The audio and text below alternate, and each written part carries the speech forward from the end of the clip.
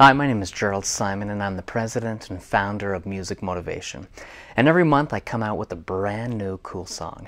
It's part of an annual subscription I created to help teach music theory the fun way. It's the original cool songs that I compose every single month. So right now I'm going to play for you Fire and Brimstone.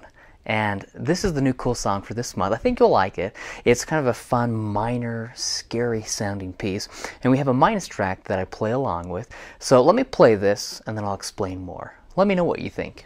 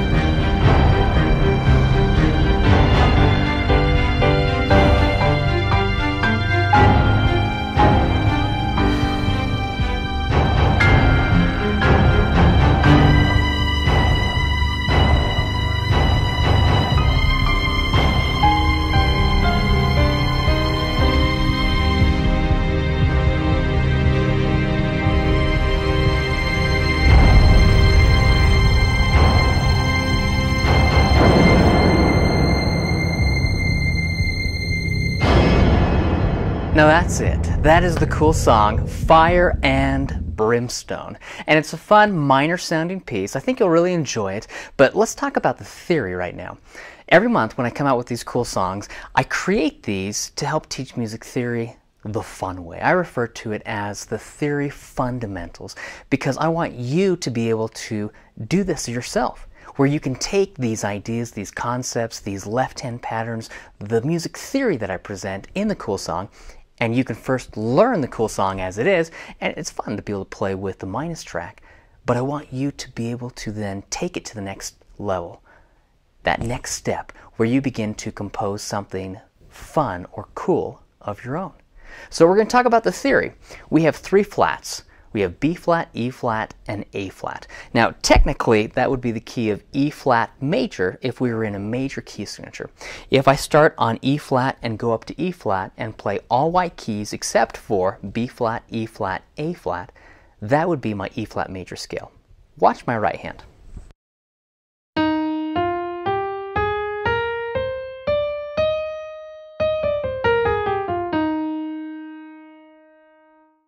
That's my E flat major scale. However, this has a minor feel, a minor flair about it. So the relative minor to E flat major, you can find it by going up to the sixth interval or going down a third from E flat. If I go up a sixth, that would be C. Watch. E flat, F, G, A flat, B flat, C.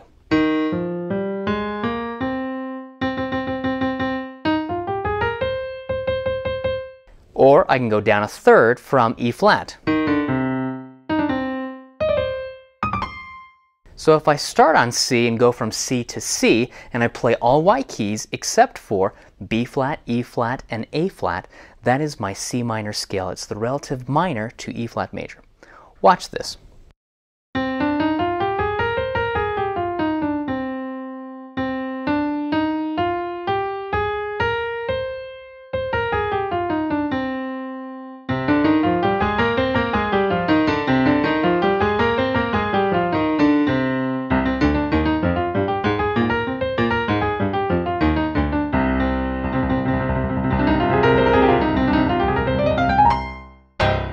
Now, it's just a simple scale, C minor scale, C, D, E flat, F, G, A flat, B flat, C. And you can practice playing that, and I would have you play it several times before even working on Fire and Brimstone. But this piece is all about chords. It's all about taking the triads, the three-note chords, that is what a triad is, and playing different inversions. Primarily, that is what I do in several of these passages. If you look at measure 9, I take a G major triad with my right hand and I do the inversions. Watch. G, B, D is a G major triad.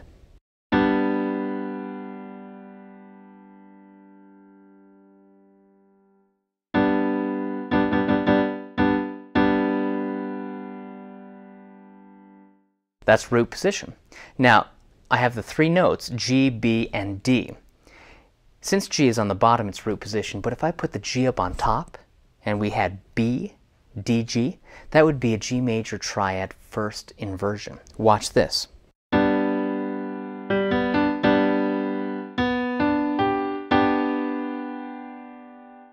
And so you know, I like to pull the other fingers back so you can see what the fingers that are holding down the keys are doing.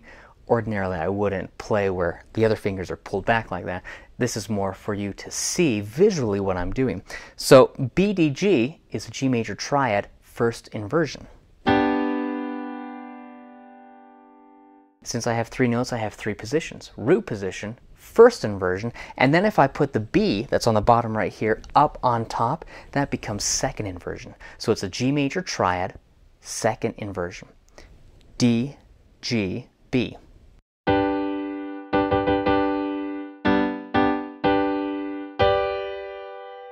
And then we go back up to G major root position. So if you look at measures 9 and 10, all I did, I took the G major triad with my right hand and I went up 2 octaves, playing root, first, second inversion, then root, first, second inversion. That's all I did. Watch this.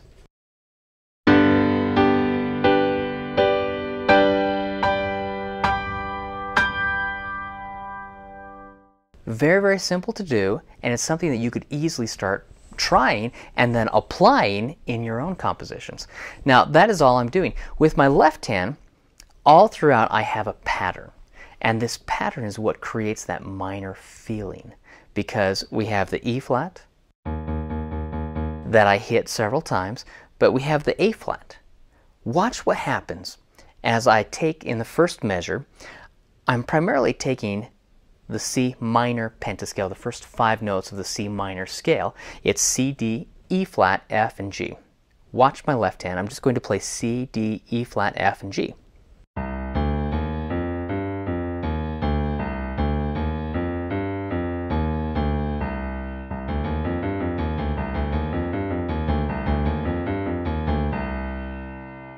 Now I have a C minor triad that I can think of, C, E flat, G. And I'm going to break that apart, where I'm going to play the bottom note, C, then I'll go to the top note, G, then I'll go to the middle note, E flat, C, G, E flat. That is what I'm doing with the first measure, and after I play that, then I throw in the F and I go up to the A flat. Watch this.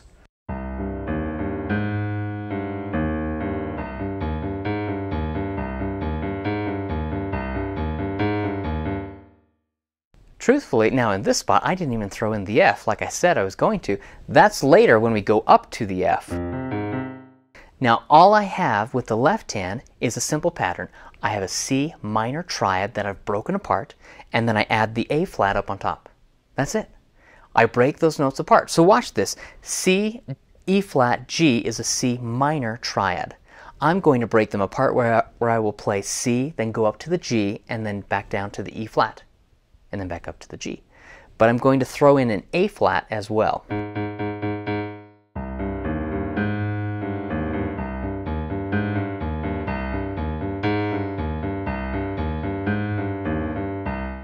That's it. That is my left hand pattern. And then I do the same thing, but I go up to F. And I start on F and I play F, C, A flat, which is a broken F minor triad. That's all I'm doing, breaking apart the triads. These simple 3-note chords, I'm breaking them apart. But watch, I play F, C, A flat, and then with this pattern I wanted to go up. So I played G, A flat, B flat, C.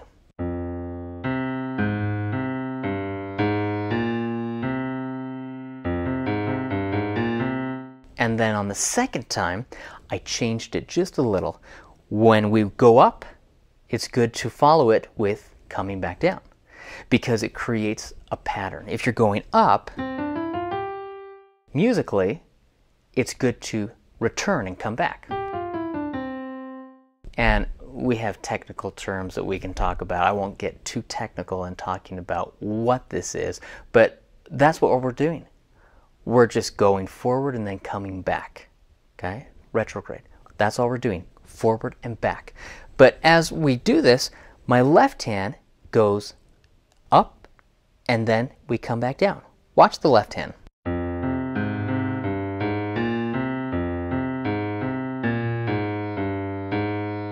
Back down to C. Now the right hand, every now and then you'll see that the right hand drops down and hits the lowest C on the piano. The left hand is still creating that enchanting, almost sad, somber pattern where we have that C, G, E flat, but the right hand crosses over and it creates the movement. Listen to it again.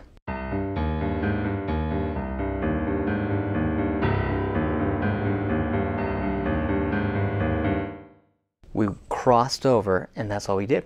The entire piece was created taking a C minor triad, breaking it apart, adding that A flat, and that's pretty much it. That's all I did. And then the right hand, I just have either a G major triad where I do root position, first inversion, second inversion, or I have an F minor. If you go down to measure 19, 18 and 19, I just take that F minor triad and I do root position, first inversion, second inversion. Watch that measure.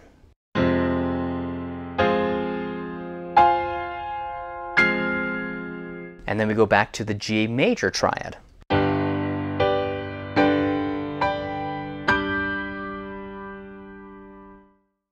Essentially, that is all we are doing.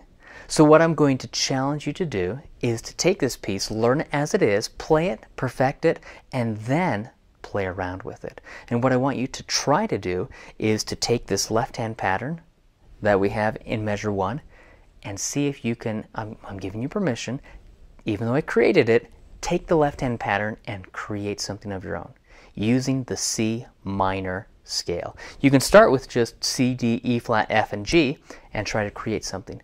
What if you try to do something like this? Watch this.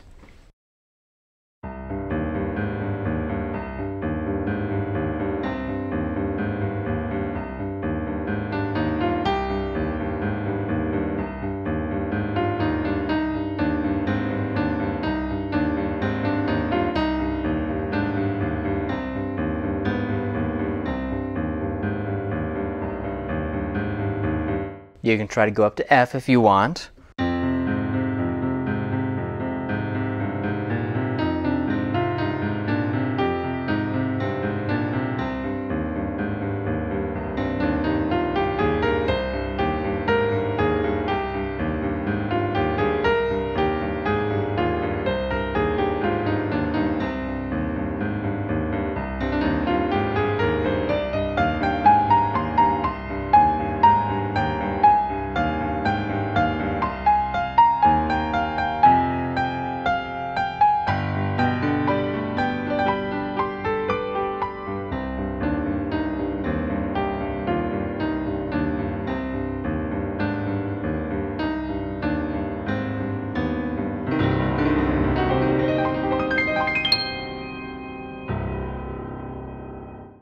Have fun creating something of your own.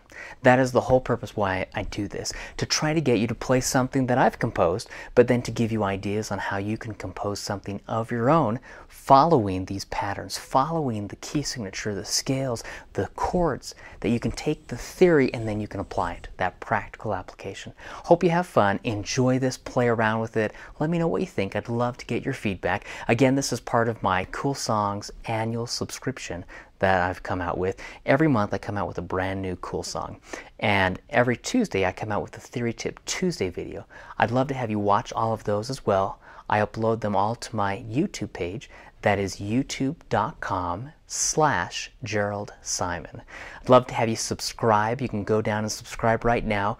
Like this video, share it with any family or friends who are needing a little music motivation at the piano, who want to learn more about the three areas I like to focus on. One I call theory therapy, innovative improvisation, and creative composition. I want to help teach music theory, how to arrange, how to improvise, and how to compose at the piano.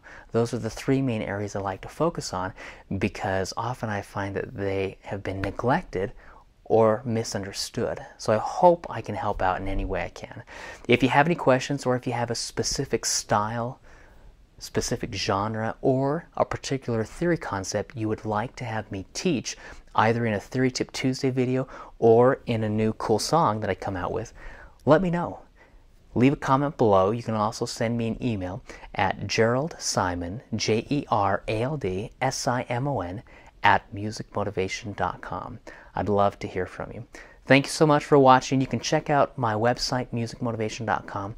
I'd love to hear from you. Hope you have a wonderful time. Play this, play around with it, and have fun. See you guys.